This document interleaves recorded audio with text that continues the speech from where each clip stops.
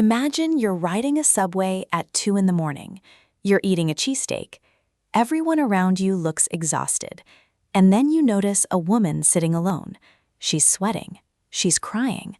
One hand is buried inside a bag. And Jack Reacher immediately thinks one thing: bomb. But he's wrong. And what happens next pulls him into a conspiracy involving the CIA, a powerful congressman, a missing flash drive, secret military operations, and people who would rather die than reveal the truth. This is Reacher Season 4, and in the first 3 episodes, Reacher discovers that sometimes the most dangerous mystery isn't what someone is hiding, it's why they're willing to die to hide it. So let's break down everything that happens. The 4th season begins in Philadelphia. It's late, very late, and Reacher is doing what Reacher does best: wandering. After spending the night at a blues club, he boards the Broad Street subway with a cheesesteak in hand. Around him are ordinary people: exhausted workers, a man eating pizza, a businessman trying to survive the night. Nothing seems unusual until Reacher notices her, a woman named Anna Merrick. She's sitting at the opposite end of the train. She's visibly distressed. Her clothes don't match the weather. She's sweating. She's muttering to herself. And most importantly, her hand is inside a large bag. Reacher's military training immediately kicks in. He watches her behavior, her body language, her breathing, the way she's holding the bag. To him, it looks exactly like someone preparing to detonate a bomb. So Reacher slowly approaches. He tells her he needs to see her hands. Anna finally pulls one hand from the bag. There's no bomb. There's a revolver. Reacher actually considers that good news. A gun is better than a bomb. But then he tells Anna he's a cop, and that's when her entire expression changes. She looks at him, almost as if she has just realized that the one person trying to save her might be connected to the people she's running from. Anna whispers that it's already over. Then she raises the gun and kills herself, right in front of Reacher. The subway falls silent, and Reacher is left standing in the middle of the chaos. He doesn't know it yet, but that woman has just handed him a mystery he won't be able to walk away from. Reacher is taken to the Philadelphia Police Department. There, detectives Tamara Green and Sean Doherty question him. Doherty immediately finds Reacher annoying. Reacher doesn't care. He calmly explains what happened. But then he notices something strange. There should have been 4 other witnesses on that train car, yet the police say only 3 people were there. One person is missing, a man in his 50s. Reacher immediately realizes the detectives aren't telling him everything. They're stalling, because federal agents from Washington are on their way. And now we learn something important about Anna. She wasn't just a random passenger. She worked for the US government. Suddenly, her suicide looks a lot less random. Then Anna's brother arrives. His name is Jacob Merrick. He's a New Jersey police officer, and he's devastated. According to Jacob, Anna was happy. She had a job in Army Human Resources. She had a son named Ben. Nothing about her life suggested suicide. Reacher listens and makes a decision. He's going to find out why Anna died. 3 federal agents arrive. They refuse to properly identify themselves, so Reacher gives them names: Snap, Crackle, Pop. Their questions are simple. Did Anna give Reacher anything? A message? A device? A flash drive? Reacher says no. But now he's curious. Why would federal agents care so much about a flash drive? And why are they already treating Anna's death like a national security issue? Reacher walks out of the station. 2 men immediately approach him. They ask the same question: where's the drive? Reacher gives them the answer they deserve. He beats them down. And now Reacher knows something. Multiple groups are searching for the same object. Whatever is on that drive, someone is terrified that Reacher might find it. Reacher meets Jacob at a diner. Then the investigation takes another strange turn. The men chasing the drive lead Reacher to Lila Hoth. Leela is young, smart, and seriously ill. She has leukemia. She desperately needs a bone marrow transplant. Her mother, Amisha, can't help because of her own medical condition. So Leela searched for another possible donor: her biological father. According to Leela, her father was an American Delta Force soldier who served in Indonesia during the 1990s, and she believed Anna Merrick helped her identify him. His name? John Sampson, a powerful congressman from North Carolina, a former Delta Force officer, and someone with presidential ambitions. Leela claims Sampson is her biological father. If she can prove it, she believes he will have no choice but to help her. And if he refuses, she has documents from the Pentagon that could destroy his political career. Blackmail, a dying daughter, a presidential candidate, a secret military past.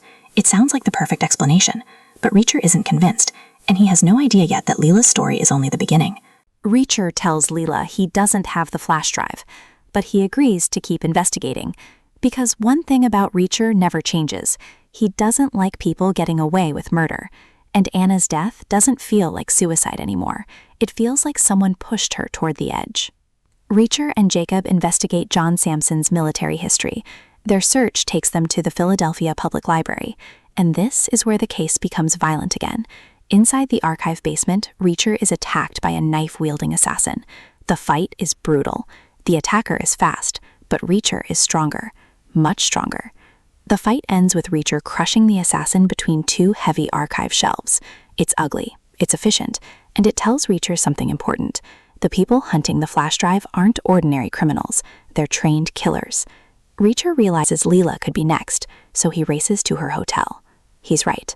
Another assassin is already inside her room. Leela is attacked. Reacher arrives just in time. The two men fight across the room. Eventually, the assassin crashes through a window, but he survives, and outside, armed men open fire on the building. Reacher gets Leela and Jacob out. Now, everyone is running. Reacher tries to learn more from Detective Tamara, but before he can reach John Sampson, another group attacks. These aren't street thugs, they're professionals. They use tranquilizer darts powerful enough to bring down a large animal. One dart hits Reacher. He keeps moving.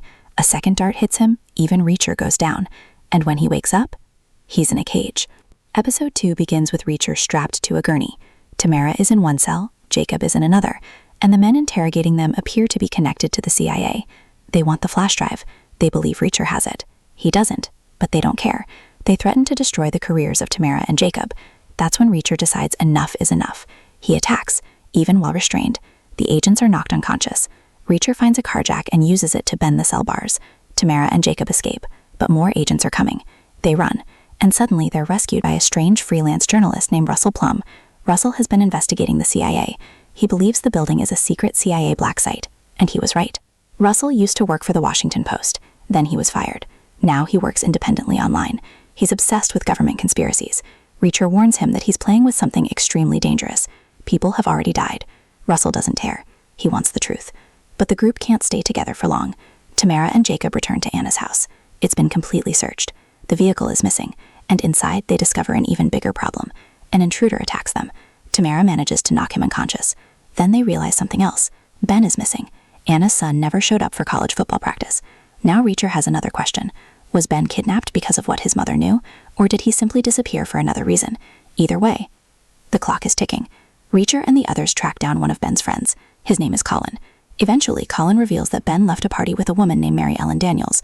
They find her apartment. But Mary is dead, and whoever killed her wanted her to suffer.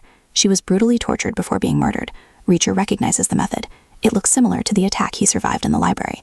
That means the people hunting Reacher may also be responsible for Mary's death. And if that's true, Ben may have been in the room with the wrong people at the wrong time. Reacher finally meets John Sampson. He confronts him about Leela. Sampson strongly denies being her father. He's so confident that he agrees to provide DNA. The result convinces Reacher. Sampson isn't Leela's biological father. And suddenly, the entire story changes. If Sampson isn't Leela's father, then why did Leela build her entire investigation around him? Why does she want the flash drive? And why is the CIA involved? Then Reacher notices someone standing nearby. Sampson's chief of staff, Nolan Cahill. Reacher recognizes him immediately. He's the missing man from the subway, the witness who disappeared. And now the mystery has a new center. Nolan Cahill. By episode 3, Reacher realizes that the case is much bigger than Anna Merrick's suicide. And Russell makes everything worse, because Russell posts information about the flash drive online. The CIA finds it, and another mysterious group finds it too. Suddenly, everyone knows where Russell is hiding. Armed men storm Russell's condemned loft. Even the CIA agents aren't safe. The attackers mow them down. Reacher realizes immediately that this is a completely different group. He starts hunting them through the building. One by one, they go down. After the fight, Reacher searches one of the attackers.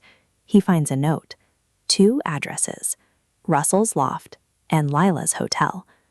Reacher immediately calls Lila. She needs to move. Tamara helps them get a clean vehicle. The group is becoming a moving target. Meanwhile, Tamara, Jacob, and Russell investigate Anna's abandoned car. The vehicle has been completely searched, but they find something strange, a second Pentagon identification badge. And when Russell analyzes it, they discover something shocking. Anna had level 8 security clearance. That's far above what you'd expect from a simple HR clerk. Suddenly, Anna's entire career looks suspicious.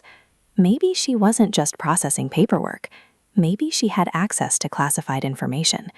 Maybe she discovered something she was never supposed to see. And maybe that's why she died. Reacher meets Lila at a bowling alley. This time, he doesn't play around. He knows she's been lying. So Lila finally admits it. She isn't simply a leukemia patient looking for her father. She's a journalist. She's investigating crimes committed by powerful people inside the US government. And the story goes back to Indonesia. A military leader named General Putra became notorious for torturing and killing civilians.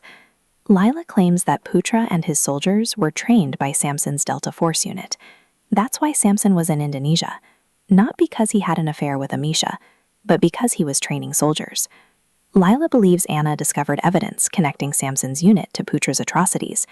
Anna wanted the information exposed, and Lila wanted to publish it. Suddenly, the flash drive makes sense. It may contain evidence capable of destroying careers and exposing a buried military operation. But Reacher still isn't convinced. Lila has lied before, and she's still hiding something. Before Reacher can get more answers, armed men attack. They surround Lila. For a moment, even Reacher is caught off guard. Then he explodes into action. The bowling alley becomes a battlefield. Bowling balls, furniture, anything Reacher can grab becomes a weapon. The sequence turns into one of the season's most chaotic fights. Lila even helps Reacher escape. They survive. And later, back at the hotel, the tension between them finally becomes romantic. But while Reacher is distracted, the other investigation is moving forward. Tamara, Jacob, and Russell track Anna's badge to a secure government facility. They now know Anna had access to something far more sensitive than ordinary personnel records. But they don't know what, and they don't have much time, because someone else is already looking for them. Reacher returns to Sampson. This time Sampson admits something. Yes, he knew General Putra. Yes, he trained Putra's soldiers. But Sampson insists he never participated in torture or murder. The details of the operation remain classified. Reacher believes him, at least partially. But then there's Cahill.